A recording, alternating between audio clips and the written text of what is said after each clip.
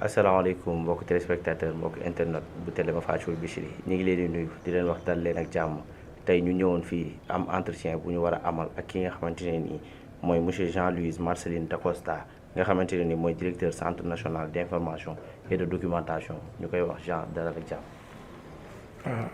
Merci Alioune Fall maa ngi di remercier si seen teewaay bi tey man maa ngi tudd Jean-Louis Marcelin Dacosta. ma nekk inspecteur de la jeunesse et des sports de formation et de profession et tey ma nekk directeur centre national d'information et de documentation bu ministère de la jeunesse. Merci beaucoup monsieur Dacosta bu ñu déggee centre d'information tey jii nii lan la fay bëgg a firndeel dëgg-dëgg jëm ci jeunesse bi. man dama bëggoon d'abord nga may ma sant yàlla tey. parce que tey bés bu kii la sax ci man parce que tey suma anniversaire la. sant yàlla tey may sant yàlla tey moom tam su ma paree sant yàlla ma gërëm suma kilifa madame la ministre de la jeunesse madame Néné Fatoumata Tall mi may ma confiance am ba jox ma tey poste bi fii. boobu tam su jeexee ma leen di gërëm yéen ak seen teewaay tey centre national d'information et de documentation est une structure du ministère de la jeunesse c'est-à-dire que ci ministère de la jeunesse la bokk mooy ministère ndaw ñi moom ci organigramme ministère de la jeunesse dafa rattaché wu au cabinet du ministre ça signifie que au niveau des ministères, selon l'architecture, n'est-ce pas, ministérielle, départementale, dafa am lu ñuy wax, n'est-ce pas, les directions, le cabinet, ce qu'on appelle le cabinet et les services rattachés. Moom aussi lu ñuy wax ay directions. Ñun nag nous avons une mission à vocation nationale. Suñu structure, c'est un centre, n'est-ce pas, d'envergure nationale boo xam ni si kii bi yëpp territoire national bi yëpp la am compétence en matière, n'est-ce pas, d'information jeunesse. Et pour cela, nous sommes rattachés au cabinet du ministre de la jeunesse. Donc, Centre national d'information et de documentation du ministère de la jeunesse dafa am pour objet, ça signifie pour mission principale, développer lu ñuy wax information jeunesse. Information jeunesse mooy ndaw ñi loo xam ni dañ leen la wax ak ñoom c'est-à-dire que ñu yëgal leen mooy yan loo ñu def ci yan loo ñu def ne tey information lépp lu ñuy nar a wax yëgal leen mais dans le cadre d'abord des missions yoo xam ne mission ministère de la jeunesse la d'abord parce que ndaw ñi cible la bu ñuy wax cible mooy suñu compétence ndaw nag selon si kii nu mu tudd téere yoo xam ne ñoo ko bind ñoo ko institutionnalisé ci téere yi à la fois ce qu'on appelle les textes de droit à la fois africains, n'est-ce pas, dans le cadre des organisations africaines comme, n'est-ce pas, les textes de l'Union africaine et aussi au niveau national les textes, les lois et règlements au niveau national ñu ngi déterminer ndaw ñi dañ koy identifier selon le critère d'âge donc ñun ministère de la jeunesse ku ñu wax ndaw la te mu nekk suñu cible mooy koo xam ni dafa am, n'est-ce pas, de 15 à 35 ans donc 15 à 35 ans donc c'est la tranche d'âge de la jeunesse donc ñoom ndaw ñooñu la ñun am compétence pour d'abord a priori au préalable defal leen lu ñuy wax information jeunesse donc ci information jeunesse boobu ñun dañu am ay programmes yoo xam ne dañ ko développer au niveau du ministère de la jeunesse donc premier programme bi ci information jeunesse bi donc dañuy def tout pour que ndaw ñi am information en matière d'éducation, n'est-ce pas, à la citoyenneté et de promotion du volontariat. Ensuite, deuxième programme bi boo xam ni parce qu'aujourd'hui nous sommes à l'ère des budgets programmes donc le deuxième programme boo xam ni moom ministère am na ko di koy développé ci ndaw li te ñun ñu koy def ci ñun ñu développé information jeunesse ci loolu mooy protection sociale des jeunes et de leur groupement. Troisième programme bi mooy ndaw ñi puisque ñoom ñoo gën a jeune ñoom ñooy jàng ñoom ñoo am diplôme ñoom ñooy autre métier. Donc troisième programme bu ñu am moom programme métier la tam moom la ñuy wax aujourd'hui, n'est-ce pas, entrepreneuriat des jeunes. Surtout c'est des programmes en matière d'auto-emploi et de promotion socio-économique des jeunes. Le quatrième programme bi mooy programme gouvernance pilotage et gestion de la coordination ñun nag ci programme boobu la ñu bokk ñun Centre national d'information et documentation. Merci beaucoup monsieur Jean tey jii bu ma déggee nga énuméré fi lu toll ci 3 jëm 4 programmes yoo nga xamante ne nii élaboré ngeen ko te yéen a ngi ciy dox tey jii bu ñu analysé tuuti ñu taxaw seetlu xool ne Sénégal 64% ci population bi ay jeunes lañ ay ndaw lañ te tey ndaw yi lu bari lu ñuy fustiger mooy daanaka li nga nekk di wax mooy information est-ce que tey jii teg ngeen ay canaux wala benn politique d'information boo nga xam ne ndaw yëpp dinañ mën a am information bi en temps réel ba pare tamit nii yan politique ngeen teg dëgg-dëgg pour ndaw bu ci nekk parce que ndaw bu nekk dans le digital ndaw bi nga xam ne dafa nekk au fin fond du Sénégal ndaw bi nga xam ne amul télévision ndaw yooyu yëpp yan canaux ngeen teg pour ñu mën a am information. Merci Aline question bu pertinente la da nga doon faroon question boo xam ne man moom gën a tenir à cœur ci suma liggéey te aussi moom moo gën a préoccupé aujourd'hui suñu autorité. En fait information jeunesse mooy possibilité pour ndaw mi mu mun a am accessibilité information bi fu mu munti nekk. fu même su demee ba Medina Yoro Fula. ndaw ñi mu mun a am accès à l'information parce que yow xam nga yow journaliste nga. tey information la charte de l'information dispose que information dañu ko naan démocratiser. Aujourd'hui si démocratie bi dafa doon loo xam ni dafa am importance il faut que nit ki mu mën a informer wu mu am n'est-ce pas la bonne information surtout. Donc ci ñun si suñu kii service bi puisque ñu ñooy développer information jeunesse dañuy développer ay créneaux de communication pour permettre jeunes yi ñu mën a accès information une information disponible et démocratique. Surtout tey nag dañ nag ci foo xam ne ère technologie la. tey numérique la ñuy wax. donc xale boo gis tey jeune boo gis tey mi ngi am tablette am mi ngi am téléphone am mi ngi am ordinateur am donc tey nag moo tax ñun suñu préoccupation essentielle mooy tey ñu développer n'est-ce pas aujourd'hui ce qu'on appelle le digital. donc CENID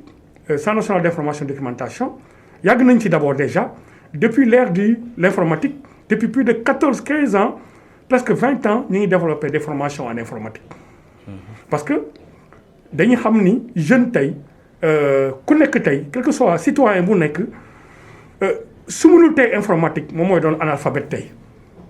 tey nekk analphabète du bañ a dem école rek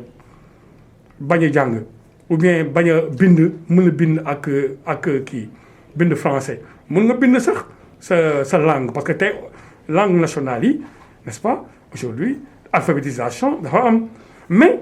au-delà de cela aujourd'hui informatique tey ku mënul informatique yaay doon analphabète n'est-ce pas du niveau de aujourd'hui voilà donc technologie c'est am important surtout pour jeunes yi moo tax ñu développer ñun formation en informatique bi formation boobu on a tous les niveaux depuis presque une vingtaine d'années ñu ngi former aujourd'hui ndaw Sénégal yi dans toutes les régions du Sénégal avec des statistiques impressionnantes donc aujourd'hui tey mun nañu développer amoon nañu benn programme bu ñuy wax le programme solidarité numérique jeunesse ci programme solidarité numérique jeunesse boobu tey. ban communication ngeen ci def. waaw boobu def nañ ci am nañ ci ay réseaux sociaux am nañu page kii Facebook bi bu CENID bi. est-ce que jàpp nga ne page bi kese wala information numérique bi kese doy na pour jeune bi nga xam ne amul smartphone amul ordinateur peut-être amul connexion kooku tey jii yan canaux ngeen teg pour mu mën a jot ci information bi parce que bari na ay ndaw yoo xam ne loolu mooy seen difficulté du ñu am l'information en temps réel. oui loolu moom dëgg la ñun page bi déjà soo xoolee am nañu presque plus de 8000 n'est-ce pas abonnés ci page bi loolu mooy wane effectivement information bi déjà jàll na mais en plus de cela aussi man dama doon animer émission rajo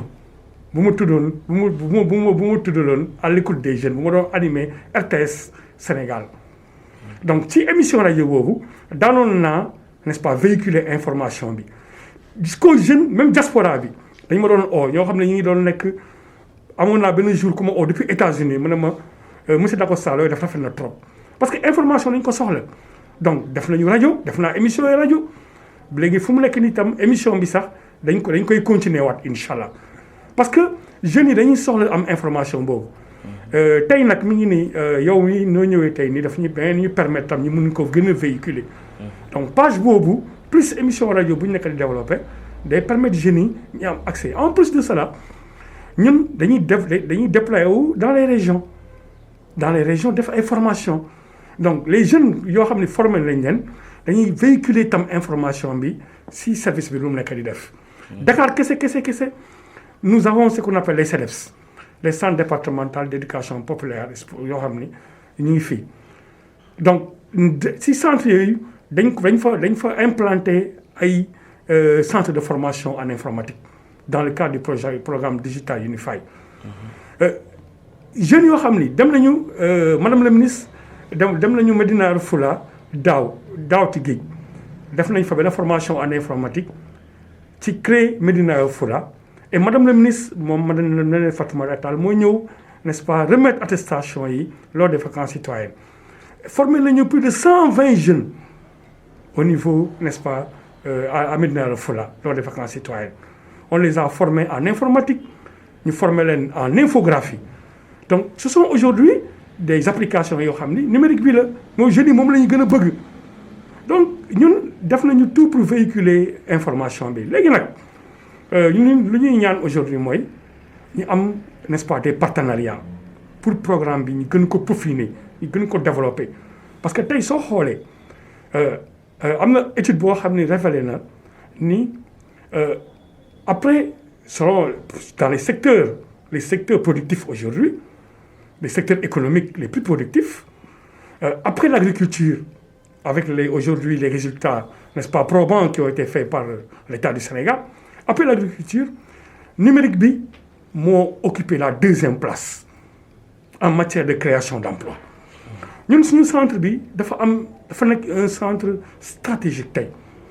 aujourd'hui le chef de l'État le président Macky Sall wax na ko nee na pour ñu mun a développer aujourd'hui numérique bi parce que numérique bi lu muy joxe ci emploi yeneen secteurs yi sax mënuñu ko joxe te jeunes yi dañ ci am passion xam nga un jeune boo xam ni man c'est ça d'abord le premier élément d'appréciation dama ne gis nga un jeune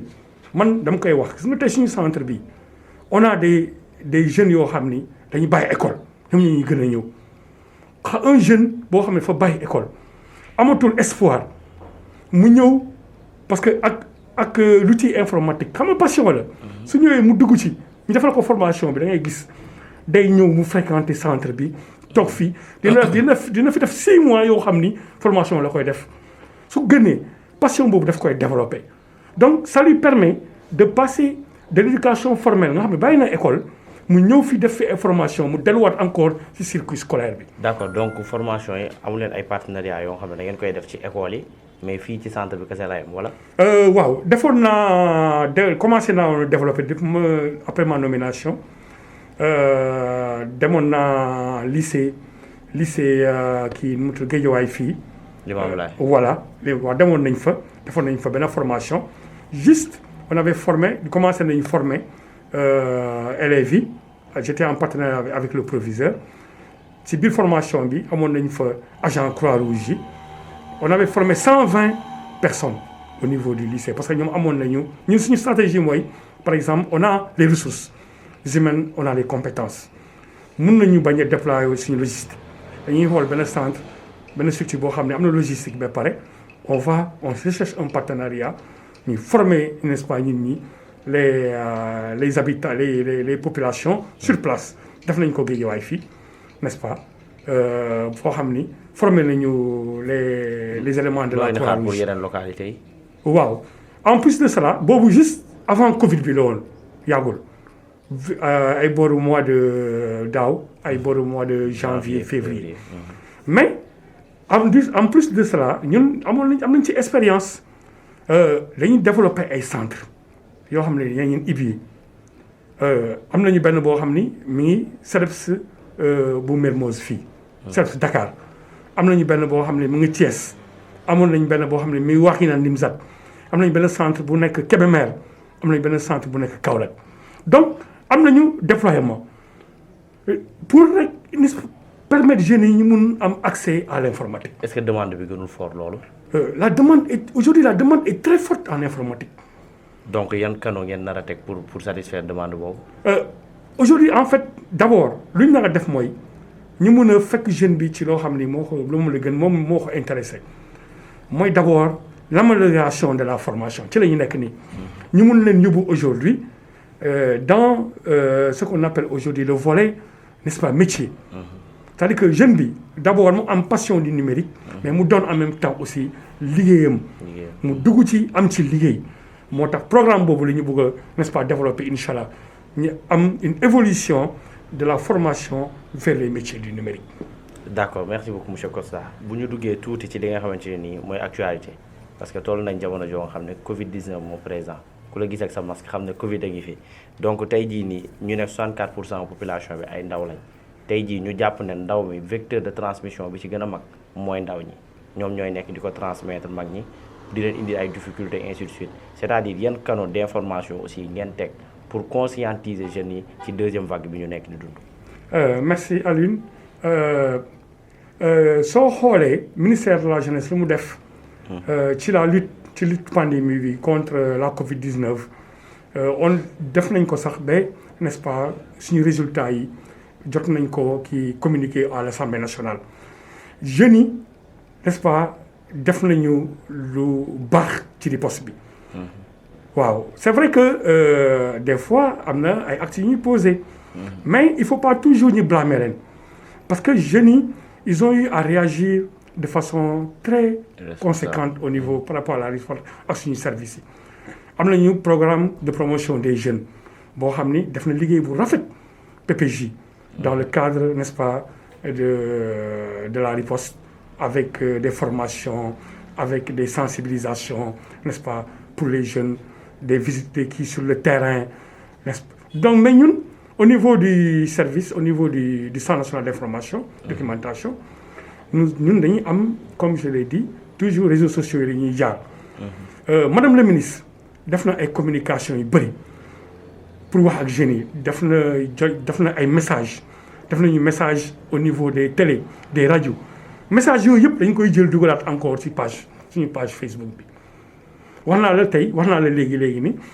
am nañu page Facebook boo xam ni elle est très bien suivie on a 8000 et quelques personnes abonnées ba pare lu ci neex encore mooy spécialiste laa ci def moom mooy animer page bi moom mooy animer aujourd'hui canaux d'information yi moom maay animé émission rajo bi mais au niveau des réseaux sociaux benn journaliste laa fa teg vous expérimentez donc information bépp bu ñu am boo xam ne en matière de Covid boo xam ne ministère de la santé communiqué ko dañ koy communiqué waat loo xam ne ministre de la jeunesse wax na ko jeunes yi jox na leen message dañ ko koy jox mu travailler ko mu dugalaat encore ci page Facebook moo tax maa ngi profité ci émission bu tey pour ñaan jeunes yi nee leen pour ñu suivre suñu page bi am na page yu CNID bi Centre national d'information bi documentation am na ñu tam page yu ministère tam am na ay page suñu structures yëpp am na page et dans toutes les structures riposte Covid bi n'est-ce pas par rapport à la lutte par rapport à la pandémie ñëpp def nañ ko ministère de la jeunesse def nañ ci liggéey bu rafet en partenariat avec le ministère de la santé donc que ça soit ANPEJ, que ça soit PRODAC, le PPJ et même le cabinet, on a mis en place, n'est-ce pas, une stratégie de lutte contre la pandémie, n'est-ce pas, directement dirigée vers la jeunesse. D'accord, dégg naa la nga tudd fi PPJ dégg naa la nga tudd fi ANPEJ ainsi de suite énuméré nga fi ay directions yu bari tey jii nii est-ce que jàppoo ne direction yu bari yooyu noonu wala détachement bu bari boobu indi na tey jii manque d'information wala tey manque li nga xamante ne nii mooy fi nga war a jëm ci ndaw bi parce que ndaw ñi des fois am na lu ñuy soxla du ñu xam dëgg-dëgg fan lañ war a dem est-ce que tey jii orientation bi waru leen ko gën a mën a defaraat. man dama yaakaar ne sax dafa doyul yow da nga foog ni dafa bëri mais man dama yaakaar ni dafa doyul sax. ministère de la jeunesse structure yi ñu am dafa doyul sax. ndax la parce que ñun dem nañu sax d'abord déjà moyens yi ñu ñuy jox. man maa ngi def benn plaidoyer parce que même député yi def nañ ko lors de notre passage n'est-ce pas à l'Assemblée nationale. devant l'autorité pour ne ko vraiment lu ñu la jox ci moyen pour nga mun a réaliser sa politique ça c'est insuffisant député yi ñoo ko wax. maa ngi def plaidoyer tey parce que madame la ministre tey lu mu nekk di liggéey ak lu mu bëgg liggéey wax dëgg yàlla nag moyens yi ñuy jox moo doyul. waxuma sax moyens yi mais suñu structure yi sax dafa doyul PPJ lu mu nekk di def ci liggéey en matière avant même la pandémie de la Covid-19 mais les statistiques du PPJ mais c'est des statistiques qui sont impressionnantes en matière de lutte contre le VIH/SIDA mais tey soo xoolee n'est-ce pas VIH/SIDA bi le recul qu'on a par rapport n'est-ce pas à la transmission du VIH/SIDA dans la cible jeune mais loolu soo gisee ministère de la jeunesse moo ko liggéey ñun dañu am sax dem nañu ba ñu amoon sax benn objectif mooy 0 n'est-ce pas transmission au niveau en milieu jeune. donc aujourd'hui soo xoolee pandémie Covid-19 bi moo tax sax. direction yi dañ ko war a yokk yow. mais dañ ko nar a ériger ça en direction loolu xam na yow sax xam nga ci dara xam naa soo ko waxee sax parce que xam nga ci dara PPJ lu mu jàppalee CNRS. ci lutte contre le VIH/SIDA en milieu jeune dafa bëri donc man je pense que au contraire la pluralité de structures booy wax amul sax au contraire c'est une insuffisance n'est-ce pas nous devons avoir d'autres directions par exemple lu mel ni CENIT tey CENIT bi du direction mais aujourd'hui mënoon nañu ko ériger en direction parce que vous savez soo xoolee tey ci dëkku tubaab bi information jeunesse dafa doon une priorité fondamentale de tous les gouvernements parce que xam nga jeune tey yan tey soo xoolee tey avec la convention des journalistes mais tey journalistes yi si bëri ay jeunes lañu soo gisee président de la République aujourd'hui mu signé seen décret bi c'est parce que xam na ni yéen liggéey boo nekk def c'est importance donc l'information elle est capitale dans tous les domaines donc dañu doon ériger sa CENIT en direction donc xam nga pour war la ni ñun on n'a pas beaucoup de direction nous avons juste des services rattachés pour la plupart donc le plaidoyer aujourd'hui c'est d'abord ñu yokkal ñu suñu moyen en matière de moyen de fonctionnement parce que jeunes yi ndaw ñi ñoom ñooy priorité état dans tous les pays du monde moi gis nga man en tant qu'inspecteur de la jeunesse man je suis un universitaire man dafa may jaaxal sax nit ñi ñu bañ a comprendre ni la jeunesse est au cœur de toutes les politiques sans une jeunesse n'est-ce pas qui est responsable accompagnée pertinente je pense qu'un pays ne pourra pas se développer il nous faut une jeunesse n'est-ce pas responsable une jeunesse éduquée une jeunesse formée une jeunesse leader il nous faut un leadership en milieu jeune mais loolu yëpp ku ko nar a def ku ko nar a liggéey ministère de la jeunesse nous avons un rôle éminent à jouer stratégique à jouer xam nga man tey quand on parle aujourd'hui d'économie on dit par exemple il y a des secteurs qui sont les secteurs stratégiques en matière d'économie mais le ministère de la jeunesse et les jeunes sont des vecteurs des éléments essentiels d'une stratégie économique et même le PSE l'a dit PSE bi dafay appuyer wu sur n'est-ce pas la jeunesse et d'ailleurs c'est pourquoi il y a ce qu'on appelle le PSE jeunesse c'est important donc moi je pense qu'aujourd'hui plaidoyer bi ci loolu la que ministère de la jeunesse encore une fois encore ñu jox ko gëddam